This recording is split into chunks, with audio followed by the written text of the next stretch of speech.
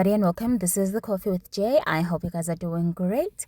Please do kindly consider subscribing to this channel if you haven't done so already. I promise you, you're gonna love it here. And also make sure not to forget to press your like buttons, please. There is trouble brewing between Ntsiki Mazwai, Unathi, and the Minister Gayton Mckenzie. So Ntsiki is accusing Unathi of sleeping with Gayton Mckenzie because Ntsiki was snapped at a gig that was supposed to be for South African authors who will be going to Cuba. Now, she's very angry that Unathi was nominated to go onto this trip, and now she's saying, why Unathi? Because Unathi is no author. She's just a presenter and a celebrity, and she's never even done a poem or anything like that. She's not even talented.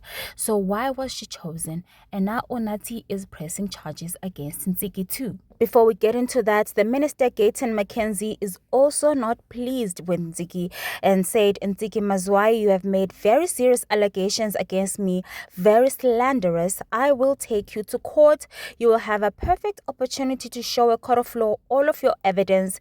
You have gone very far this time. Please start by posting your invite from the Cubans. Ntsiki responded to this and said, send me your email so I can send you all the communications. Thanks. Gayton, I have not slandered you. You're now trying to bully me into silence. Send your email. I am happy to send you the communications. Also, the people from PA in your list, can we unpack that too? Mainly because Ntsiki was saying most of the people on that list that were benefiting from this gig are Gayton's friends, and he is also sleeping with Unathi, right? So Unathi then said, this is after she said I slept with Mr. Mckenzie, our minister. Maybe as the fake writer that she says I am, I don't know the meaning of slander. Let me go and Google the word. They're not like us. P.S. My mother has just lost the love of her life. Imagine her hearing that I'm sleeping with a minister as she moans.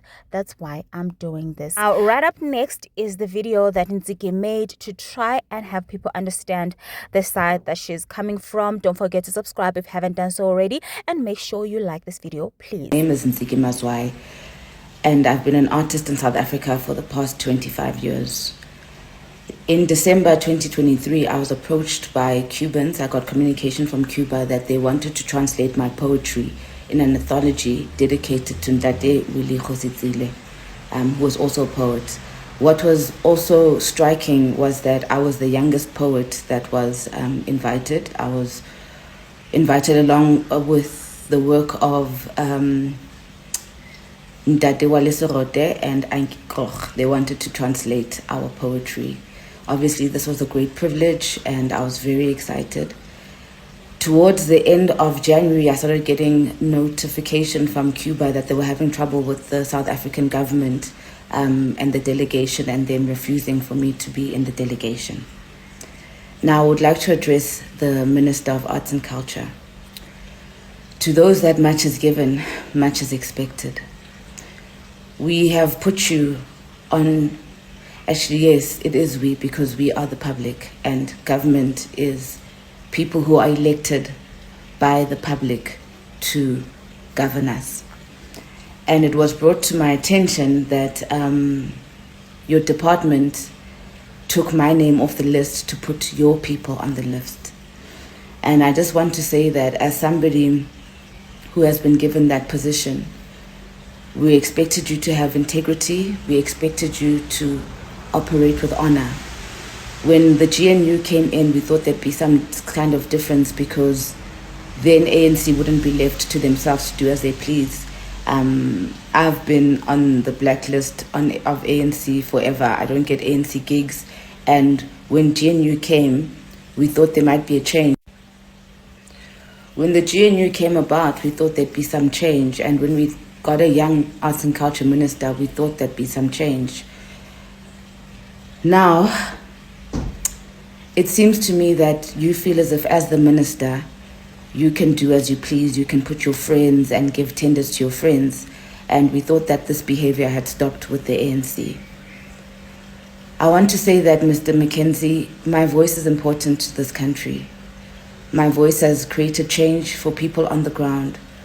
So punishing me for using my voice Well, I've got lots of descriptive words for it, but I'll leave it. My voice has given rise to the unemployment grant. When I wrote an open letter to the president, what resulted of it was that a new grant was created for people. So my voice is important, it matters. It's corrupt for you to put on your own people. It came to our attention that you put in people like Unathi, who's not even a writer or a poet, to be representing us at the book fair. To my understanding, she doesn't even have a book. So for some of us who do have books, we have master's degrees in writings, it is a complete insult for the Cubans to invite us and then you put in your celebrity friends. Also, I just want to bring attention to the fact that it happened, the situation with Unathi and Sizwe happened in public, within our view. So when we saw her crocodile tears about the industry turning on her, she left out the part that she was being held accountable for lying about somebody. We have a great GBV problem in this country, and Sizwe Lomo's name would have been ruined if there had been no recordings of what actually transpired. So if you do your research, you know, it's fine that you felt sorry for her when she was crying, but to use our public funds now to appease yourselves is where the corruption is. Again, Unathi is not a writer.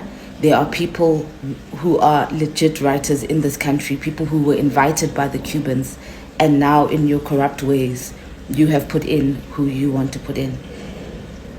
I'm going to be submitting to the public protector because I think what happened is unethical and it's wrong and it shouldn't have happened. And then I also wish to ask you to take from the book of Ramaphosa. President Ramaphosa, as much as I've been vocal about him, during COVID, his son donated to the fund I was running for people who were affected by COVID. And also his foundation used my work and they paid me for it. So whilst I am a dissenting voice, he knows how to work with power.